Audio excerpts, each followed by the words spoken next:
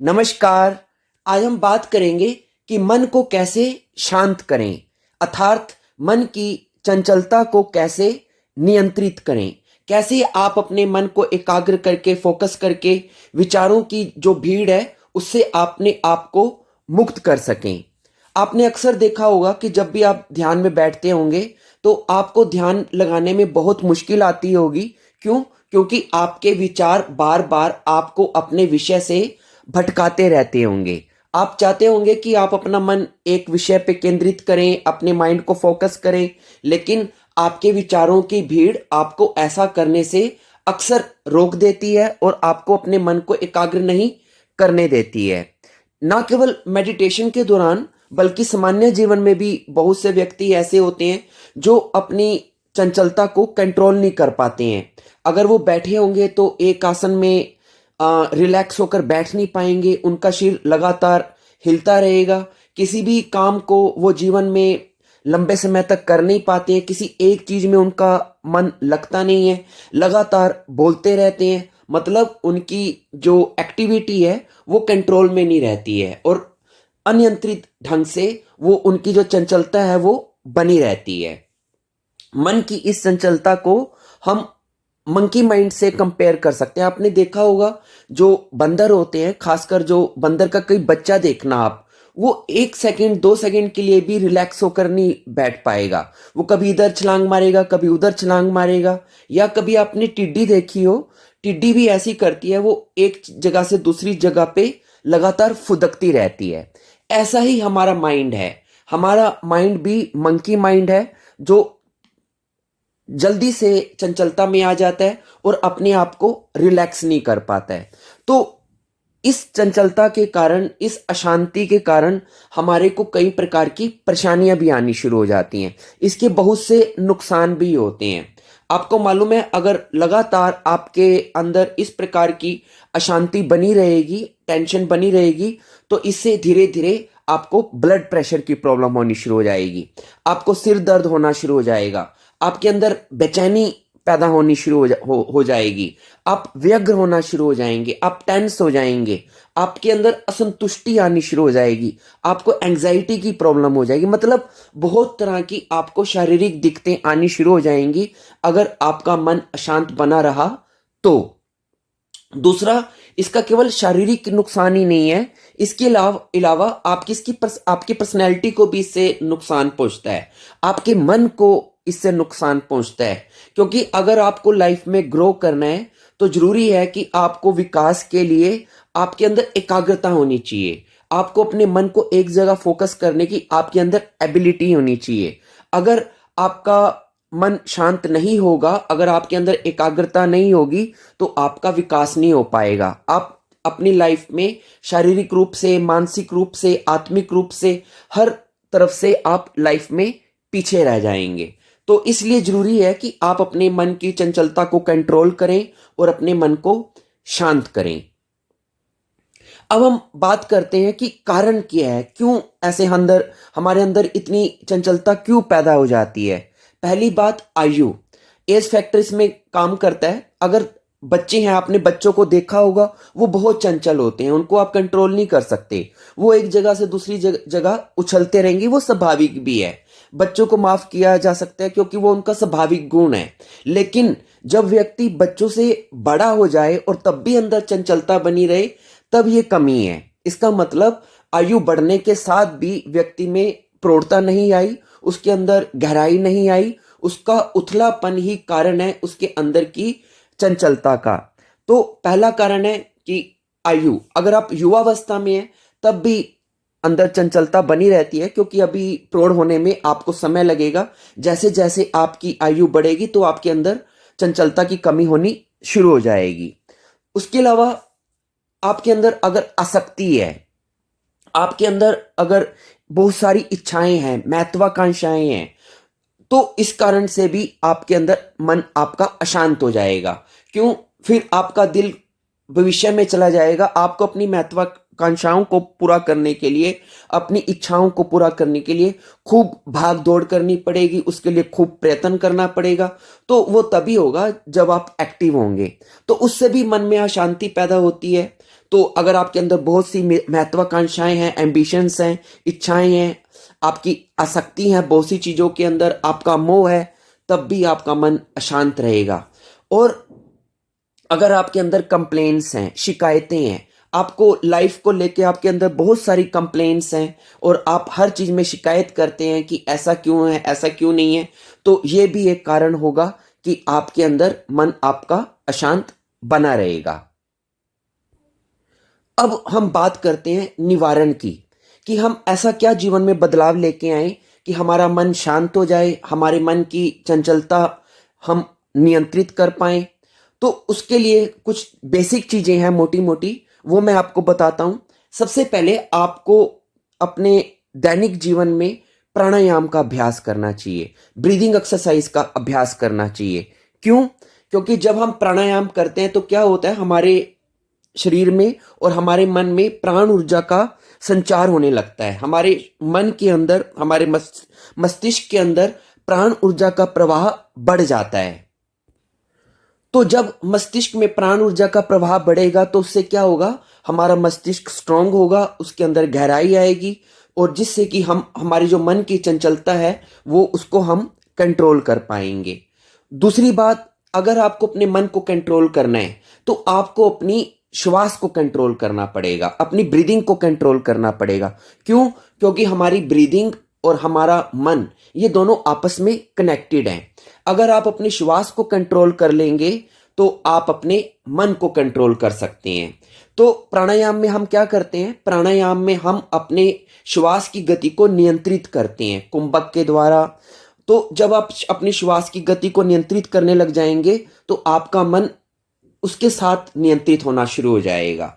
तो प्राणायाम हमारी हेल्प करता है हमारे मन को कंट्रोल करने में, इसलिए प्राणायाम का अभ्यास करें। दूसरा, डीप ब्रीदिंग, ये भी एक प्रकार का प्राणायाम है। डीप ब्रीदिंग मतलब आप अपनी श्वास की गति को गहरा रखें। जनरली क्या होता है, हम बहुत उथली सांस लेते हैं, हमारी श्वास छाती से ही जाती है और आती है, हम पेट तक गहरी सांस नहीं लेते हैं, जिसको बेली ब्रीदिंग बोला जाता है। तो जब आप अपनी श्वास को गहरा रखेंगे, हर वक्त उठते बैठते चलते फिरते अपनी श्वास की गति को चेक करें, क्या आप उथली सांस ले रहे हैं। अगर आपकी ब्रीदिंग शैलो है, यानी कि अगर उथली सांस आपकी चल रही है फटाफट और टूटी फूटी, तो इसका मतलब आपका मन चंचल बना रहेगा। क्यों? जैसे कि मैंने पहले बताया कि हमारा मन हमारी श्वास की गति पर निर्भर करता है। अगर हमारी श्वास की गति गहरी और धीमी होगी तो हमारा मन भी शांत और धीमा होगा, लेकिन अगर हमारी श्वास की गति तेज होगी तो हमारा मन भी चंचल होगा। तो आपने क्या करना है, निरंतर एक आदत बनानी है कि डीप ब्रीदिंग करें, गहरी श्वास लें, तो उससे आपकी मन की जो चंचलता है आपको कंट्रोल में आनी शुरू हो जाएगी। उसके बाद वर्तमान में रहें। जनरली हम क्यों बेचैन होते हैं, हमारा मन क्यों चंचल होता है, हमारा मन क्यों अशांत होता है, क्योंकि हम निरंतर भविष्य के बारे में सोचते रहते हैं कि कहीं ऐसा ना हो जाए, वैसा ना हो जाए, हम ये करेंगे वो करेंगे, या हम भूतकाल की बातों को सोच सोच के ही दुखी होते रहते हैं कि ये गलत हो गया था, ऐसे नहीं होना चाहिए था। तो जब तक आप अपने वर्तमान से हटकर भविष्य में और भूतकाल में अपने मन को लगा के रखेंगे तो आपके अंदर एक बेचैनी बनी रहेगी, टेंशन बनी रहेगी। तो आपको क्या करना है, ना तो आपको भूतकाल में ज्यादा, क्योंकि वो बीत गया अब वो वापस नहीं आएगा, और ना आपको ज्यादा टेंशन भविष्य काल की करनी है। आप अपना कर्म करते रहें जो भविष्य को संवारने के लिए जरूरी है, लेकिन उसके बारे में चिंता ना करें। तो करना क्या है, वर्तमान में रहें, हमेशा अपने आप को प्रेजेंट में बना के रखें, प्रेजेंट मोमेंट में अपने आप को स्थिर करके रखें। तो जब आप अपने मन को वर्तमान में स्थिर करके रखेंगे, यानी कि जो क्रिया भी आप कर रहे हैं प्रेजेंट माइंडेड होकर पॉजिटिविटी के साथ उस क्रिया को करने में ही अपनी पूरी एनर्जी को लगा के रखें, तो क्या होगा, आपके जो मन की चंचलता है वो उससे शांत होनी शुरू हो जाएगी। तो अपने आप को प्रेजेंट मोमेंट में बना के रखें। अब हम बात करते हैं आध्यात्मिक लेवल पे कि कैसे आप अपने मन की चंचलता को अध्यात्म के द्वारा शांत कर सकते हैं। इसके ऊपर भगवान श्री कृष्ण कहते हैं गीता के अंदर कि आप अपने मन की चंचलता को अभ्यास से और वैराग्य से नियंत्रित कर सकते हैं। और इसी प्रकार की बात महर्षि पतंजलि भी कहते हैं। वह कहते हैं कि अभ्यास और वैराग्य से चित्त का निरोध किया जा सकता है। अभ्यास का क्या मतलब है? अभ्यास का मतलब बार बार मन को पकड़कर ध्यान के बिंदु पर मन को केंद्रित करना। और वैराग्य का क्या मतलब है? वैराग्य का मतलब है राग में कमी करना, अटैचमेंट में कमी करना और कामनाओं में कमी करना, इच्छाओं में कमी करना। लेकिन ये इच्छाओं में कमी, महत्वाकांक्षाओं में कमी कैसे होगी? राग को समझकर, एम्बिशियस को समझकर। ये नहीं कि आपको जबरदस्ती उन चीजों से ध्यान हटाना है, एक अंडरस्टैंडिंग के साथ आपको उन चीजों को समझने की कोशिश करनी है। वैराग्य का मतलब ये नहीं है कि आपको सब छोड़ छाड़ देना, आपको लाइफ में प्रोग्रेस भी तो करनी है, लेकिन आप सब करते रहें। लेकिन क्या करना है आपको? वैराग्य का रियल मीनिंग क्या है कि आपको आसक्ति रहित कर्म करना है। जीवन जीते रहना है आपको, और जीवन जीते हुए, गृहस्थ में रहते हुए, समाज में रहते हुए भी आपको चीजों में आसक्ति ना रखते हुए अपने कर्म को करना है। तो इससे क्या होगा? आपकी प्रोग्रेस भी चलती रहेगी, आपके जो जीवन में जो जरूरी विकास के उपक्रम है वो भी होते रहेंगे, लेकिन आप अंदर से डिटैच भी बने रहेंगे। उसके होने ना होने का आपके मन की शांति पे कोई असर नहीं पड़ेगा। आपने देखा, उदाहरण के लिए आपने कमल का फूल देखा है, वो कीचड़ में खिलता है, लेकिन कितना सुंदर फूल, उसकी जड़ें कीचड़ में होती हैं, लेकिन फिर भी उसकी सुंदरता पे कीचड़ का कोई प्रभाव नहीं पड़ता है। पैदा वो कीचड़ में होता है, मड में होता है, लेकिन फिर भी बिल्कुल साफ सुथरा। ऊपर से वो खिला भी हुआ है, लेकिन फिर भी कीचड़ उसको टच नहीं करता है। तो ऐसे ही हमें भी इस समाज के अंदर रहना है, इस कीचड़ के अंदर रहना है, यहां पर सब प्रतियोगिताओं में भाग लेना है, लेकिन अपने आप को डी अटैच करके भी रखना है। तो सब कर्म करते रहें, सभी प्रकार की आपकी जो जरूरतें हैं उनको पूरा करने के लिए जो उपक्रम है वो सब करें, लेकिन असंग रहकर, उससे डी अटैच रहकर।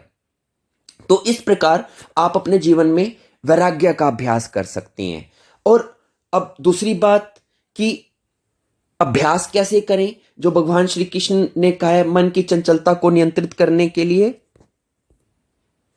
श्री कृष्ण जो अभ्यास की जो वर्णन करते हैं वो बोलते हैं कि यह चंचल और अस्थिर मन जहां जहां दौड़कर जाए वहां वहां से हटाकर बारंबार इसे परमात्मा में लगाएं। यानी कि मन पर ऐसा पैरा लगा दे कि यह भाग ना सके। आपने देखा होगा कि जब भी आप ध्यान में बैठते हैं, आप अपने मन को ध्यान के विषय पे केंद्रित करने की कोशिश करते हैं, लेकिन मन इधर उधर दौड़ जाता है, विचारों में खो जाता है। कुछ ही सेकंड विषय पे टिकेगा मन, लेकिन फिर इधर उधर दौड़ जाएगा। तो आपको क्या करना है? अभ्यास करना है, निरंतर अभ्यास करना है। कैसे? कि ठीक है, मन इधर उधर दौड़ गया, आप फिर से मन को पकड़कर विषय पे केंद्रित कर दें। फिर कुछ सेकंड में मन इधर उधर दौड़ जाएगा, कोई बात नहीं, आप फिर से मन को पकड़ें और फिर से उसे विषय पे केंद्रित कर दें। उदाहरण के लिए, जैसे कि महर्षि पतंजलि ने भी बोला है कि चित्त का विक्षेप दूर करने के लिए पंच तत्वों में से किसी एक तत्व का अभ्यास करना चाहिए।